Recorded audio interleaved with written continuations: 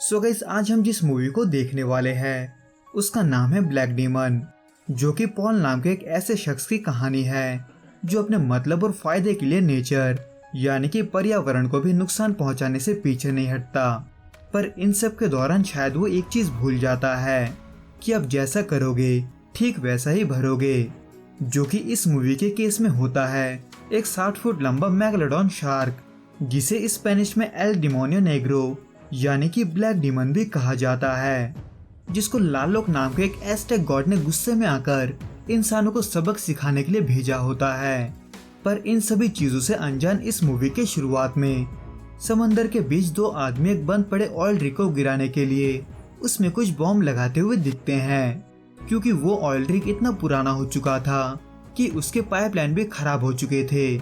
जिसमें से तेल लीक होने की वजह से आसपास का सारा पानी काला हो चुका था। जिनके बीच से जैसे उनमें से एक आदमी बॉम्ब को लगाकर ऊपर वापस आ रहा होता है, वैसे ही उसे अपने सामने कई सारे सुंदर मछलियां तैरते हुए दिखाई देता है, जो कि दरअसल असली नहीं होता, वो एक छलावा होता है जो कि वो ब्लैक डीमन उसे दिखा रहा था ताकि वो आसानी से उसे अपना शिकार बना सके। इन शॉर्ट वो आखिर में उसके अलावा उसके साथी को भी अपना शिकार बना लेता है। पर उसके बावजूद भी उस ऑयल रिग का कंपनी यानी कि निक्सन ऑयल अपने एक इंस्पेक्शन ऑफिसर पॉल को वहां पर जांच पड़ताल के लिए भेजता है। पर पॉल के कंपनी वाले उसको उस बड़े शार्क के बारे में कुछ भी नहीं बताते। खैर, पॉल जो कि उस जगह पहले भी उस ऑयल रिग के इंस्पेक्शन के लिए जा चुका था, वो अपने फैमिली को भी अपने साथ ले आता है, ये सोचकर कि इसी बहाने वो घूम भी लेंगे, क्योंकि पॉल जिस टाउन की ओर जा रहा था वो दरअसल बहुत ही खूबसूरत हुआ करता था। पर अब जब वो सालों बाद उस टाउन में लौटा था तो वो उस टाउन के हालत को देखकर चौंक जाता है, जो कि मोस्टली सुनसान होता है। इसलिए ये जानने के लिए कि उस टाउन का हालत ऐसा कैसे हुआ है, पॉल वहाँ के कुछ बचे कुचे लोगों से पूछताछ करता है, पर कोई भी उससे बात तक नहीं करता सिवाय रे के, जो शुरुआत से ही पॉल पर भड़कते नजरों से देखता है,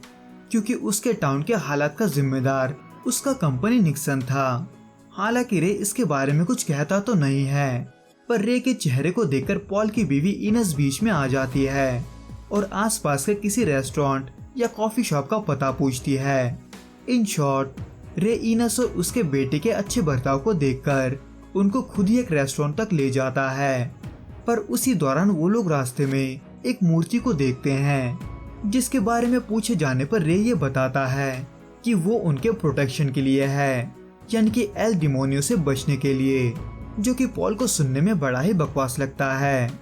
जिसको रेस्टोरेंट में पहुंचने के बाद कंपनी से कॉल आता है, जो कि उस ऑयल रिग का इंस्पेक्शन जल्द से जल्द करने को बोलते हैं। इसलिए पॉल, जिसके हिसाब से ये कुछ ही घंटों का काम था, वो अपने फैमिली को वहीं रुकने को बोलकर उस ऑयल रिग की ओर निकल पड़ता है,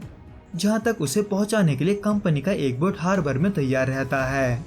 पर उससे पहले वो हार्बर के एक गार्ड से उस ऑयल रिग को रेडियो करने को बोलता है, ये बताने के लिए कि वो वहां पर कुछ ही देर में पहुंचने वाला है। पर वो ऐसा नहीं करता, उल्टा वो पॉल के जाते ही पॉल के एक फोटो को अपने हाथों में लिए फाड़ देता है, जैसे कि पॉल को फंसाने के लिए वो सब कोई सेटअप हो। खैर, पॉल जो कि इन सब चीजों से अनजान बोट में बैठकर उस ऑयल रिग की ओर जा रहा होता है, वो एक बार फिर से उस जगह के बारे में उस बोट वाले से पूछता है कि आखिर सभी लोग और सभी मछुआरे कहाँ पर हैं, जिसके जवाब में वो बोट वाला सिर्फ यही कहता है कि उस ऑयल रिग ने एल डिमोनियो को जगा दिया है, जिसको सुनकर पॉल एक बार फिर से उसे बकवास समझता है। पर अब जब ये उस बोट वाले के लिए बकवास नहीं था, तो ऐसे में वो आधे रास्ते में ही अपना बोट रोककर पॉल को दूसरे बोट से अकेले जाने को बोलता है। हालांकि पॉल उसे और भी पैसे ऑफर करता है उसे डायरेक्ट उस रिग तक ले जाने के लिए, पर वो नहीं मानता। इसलिए पॉल अकेला ही उस रिग की ओर बढ़ता है, जो कि चल ही रहा होता है कि वह दूसरी तरफ रेस्टोरेंट में कुछ गुंडे पॉल की बीवी और बच्चे को छेड़ने लगते हैं। इसलिए इनस उनमें से एक के सर पर बोतल फोड़कर वहां से भागकर सीधा एक बोट की तरफ बढ़ती है, जहां वो जबरदस्ती एक बोट वाले को पैसा देकर उस ऑयल रिग की तरफ जाने को बोलती है। हालांकि वो बोट वाला भी पहले नहीं मानता, पर वो उनके पीछे पड़े गुंडों को देख इनस और उसके बच्चे को ऑयल रिग तक ले जाने के लिए मान जाता है। जहां फिलहाल पॉल अपने चारों तरफ तेल और मलबा भरा हुआ देखता है, यानी कि उसके स्वागत के लिए वहां पर कोई नहीं होता।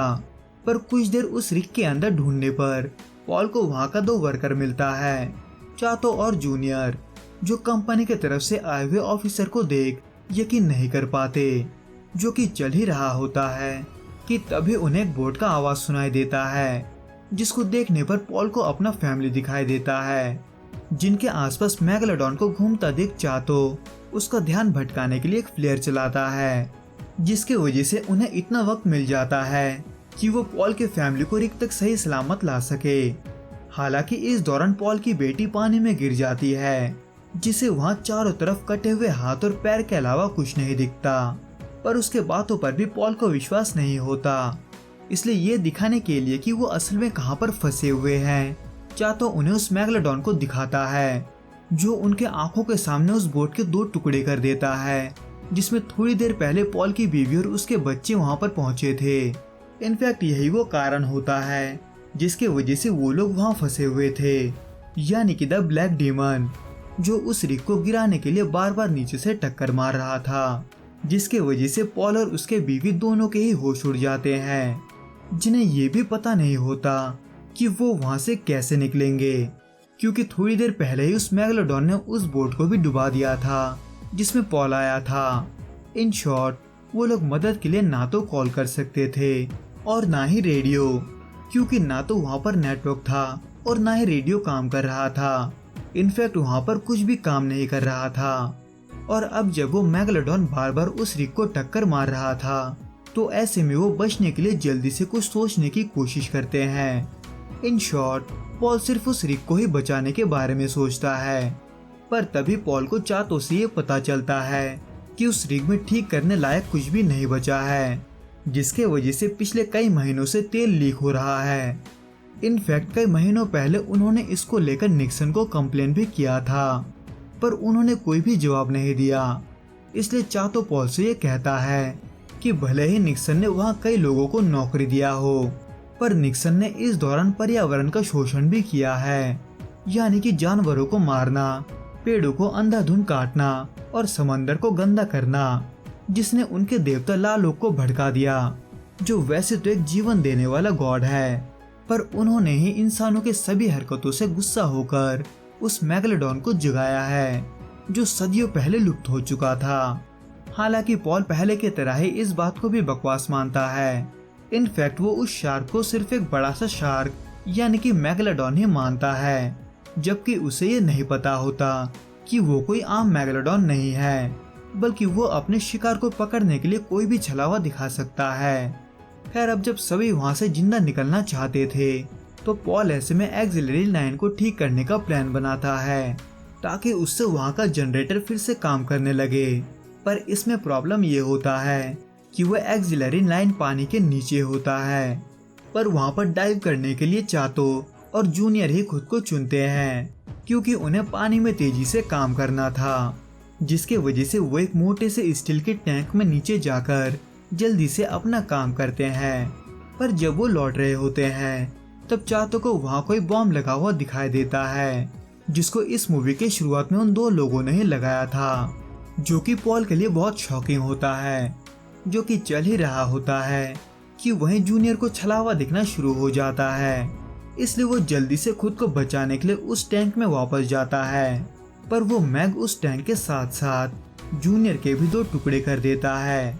जिसको देखकर चातो बहुत ही दुखी होता है, क्योंकि उसने ही उसे उस रिग में काम दिलवाया था और उसने ही उसे सारा काम करना सिखाया था, यानी कि वो इतने सालों में एक परिवार जैसा बन गए थे, जिसके बारे में चातो पॉल को बता ही रहा होता है कि तभी पॉल को एक बोट दिखाई देता है। इसलिए वो उसका ध्यान अपने तरफ करने के लिए एक और फ्लेयर चलाता है, पर थोड़ी देर बाद उसे यह पता चलता है कि वो सिर्फ एक छलावा है, जो कि एल डिमोनियो उसे दिखा रहा है। पर वहीं उसके दूसरे तरफ इनस को अपने काम के लायक कोई चीज ढूंढते वक्त एक बहुत ही इम्पोर्टेंट फाइल मिलता है, जो कि वही पुराना फाइल होता है जिसमें उस रिग के बारे में सभी गड़बड़ी और खराबी के बारे में लिखा होता है। पर वहाँ इनस को जो चीज सबसे ज्यादा चौंका देता है, वो होता है पॉल का सिग्नेचर, जिसने इस खराबियों के बावजूद भी उस रिक को रिपोर्ट में अच्छा बताया था। यानी कि अगर पॉल चाहता तो वो इन सब को होने से पहले ही रोक सकता था, पर लालच की वजह से उसने ऐसा नहीं किया। इसलिए इनेस पॉल से इस बात को लेकर लड़ने लगती है, ये जानते हुए भी कि उस रिक में लगा हुआ बॉम्ब 1 घंटे में ही फटने वाला है। जिसके बाद पॉल भी परेशान होकर सोच में पड़ जाता है, लेकिन उस दौरान वो उन सभी बातों को याद करता है जो उसके साथ उस टाउन में आने के बाद से हुआ था। जो आखिर में ये समझ जाता है कि उसको फंसाने के लिए निक्सन का ये एक प्लान है। कई सालों पहले जब पॉल उस रिक को चेक करने आया था, तभी उसे उस रिक के गड़बड़ी के बारे में पता चल गया था, जिसको लेकर उसने कंप्लेंट भी किया था। पर कंपनी ने उसे प्रमोशन का लालच देकर उनसे उस रिक के अच्छे होने का रिपोर्ट बनवाया था। पर निक्सन यहीं पर नहीं रुकता, वो इसके बावजूद भी पॉल के पास कई सारे रिपोर्ट्स को भेजते हैं ताकि वो उनको उनके हिसाब से बदल सके, जो कि पॉल करता भी था। जिसके वजह से कई सारे जंगल, नदियाँ और वातावरण भी बर्बाद होने लगा है। और अब जब उस रिक को बचाने का कोई और रास्ता नहीं होता, जो कि महीनों से वहाँ के पानी को गंदा कर रहा था, निक्सन ने ऐसे में इसका जिम्मेदार पॉल को दिखाने के लिए उस रिपोर्ट को बनाया था, ताकि पॉल के मरने के बाद वो लोग इसका सारा इल्जाम पॉल पर डाल सके। हालांकि वो सभी गलती पॉल का होता है, खास करके उस रिक को लेकर। पर अब जब पॉल निक्सन को भी ऐसे ही बचकर भागने नहीं दे सकता था, तो ऐसे में पॉल खुद ही नीचे जाकर उस लीक को ठीक करने की बात करता है। पर अब जब उन्हें बाहरी मदद भी चाहिए होता है, तो ऐसे में चातो रेडियो को ठीक करने की कोशिश करता है और इनेस अपनी बेटी के साथ मिलकर एक फटे हुए राफ्ट को चिपकाती है। पर पॉल चाटो के सिवाय ये किसी को नहीं बताता कि वो वापस नहीं आने वाला है, क्योंकि इन सब के बाद जब पॉल पानी के अंदर जाता है, तब वो सबसे पहले उस बॉम्ब को निकालकर अपने पास रखता है और लीक को ठीक करने के लिए वेल्डिंग का काम शुरू करता है, जिसमें इसी दौरान चातो पॉल के पूरे परिवार को राफ्ट में बिठाकर वहां से जाने लगता है। हालांकि पॉल लीक को तो ठीक कर देता है, पर उसे अब भी अपने परिवार को बचाने के लिए उस मेगालोडॉन को मारना था। इसलिए वो उससे पहले अपने परिवार से बात करता है और उन्हें अपना आखिरी अलविदा कहता है। पर वो बात को खत्म करने से पहले चातो से एक फाइल के बारे में बात करता है, जो कि पॉल ने उसके बैग में रख दिया था। वो फाइल जिससे निक्सन जैसे कंपनी खत्म हो सकता है, जिसके बारे में बताने के बाद पॉल खुद ही उस मेगालोडॉन के मुंह में चला जाता है, जहां बॉम्ब के फटने की वजह से उस मेगालोडॉन के चीथे उड़ जाते हैं। और पॉल का परिवार, जो उसके जाने से बहुत दुखी होता है, उन्हें अपने सामने एक बोर्ड दिखाई देता है,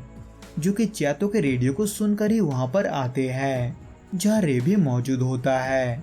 जो कि वहां से जाते जाते अपने पीछे उस रिक को गिरते हुए देखते हैं,